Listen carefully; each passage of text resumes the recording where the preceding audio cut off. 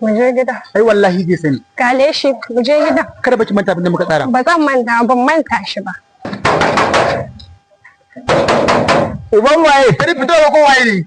Tafi ga kofa haka. Gate na zamani. A'a, Saratu.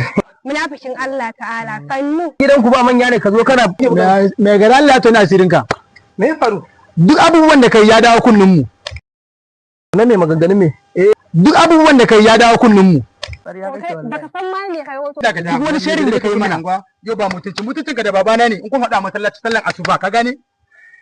Duk abin da ka tsara ya zo kunnun mu kuma mun ji. To, A sai cin hanci ka je ka ba wa wayanan likitocin. na me fa? Akan a raba aure tsakanin Raba aure ya yi da shi, kar ai aure. Aka ce wai muna da Kariya kake, kariya ka dole kuta kai ne shi. Ke Saratu banda asara ina mai unguwa. Ina Kana son mai ki- unguwa? Wannan da bai da kosisi. kai ka sani.